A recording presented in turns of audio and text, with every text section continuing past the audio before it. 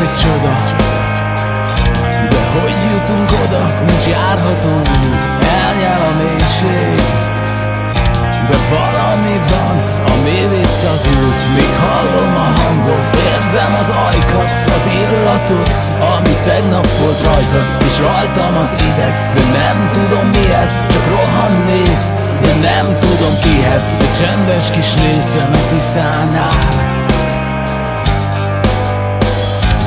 fognál egy követ és kiszállnál. Már eltelt vagy 100 év és még mindig itt tartunk. Csontokat dobnak és csak tartjuk a markunk. A büszkeség dagad, a zászló feszül, hullik a magyar, a nő keveset szül. Az eszme elveszve, és ő úgy tesz, mintha keresne egy álmot, s már bánod, hogy életben maradt. Mikor a legutóbb szaladt, te fogtad a vállát, csak elfelejtette a hálát. Miután vakon tapogatva hasra esett, és kirúgta Isten lábát, eltörte az állát, és még ő húzta a száját. Majd megtisztulva tovább halad, és még csak meg se hagyta a számát. Nézd, ez az én harcom, és csak nekem ég az arcom.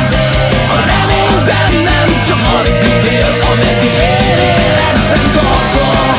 Még bírja a testem, nem kell bármikkel esnem. Vannak még csodák, csak mondd, hogy merre keressem. Valaki néz a felhők mögül, és lógatja lábát. Megunta, hogy mindig segít, és most befogja a pofáját. Ha kúszunk a sárban, hát együtt tegyük, ha megölsz egy állatot, együtt tegyük. Szívem, azt hiszem, ha a gondjaid rám rakod, azt is viszem. Csak szeress és soha ne félj, mert ha nem bízol bennem, semmit nem ér az egész. Tudod, ennyi és kész.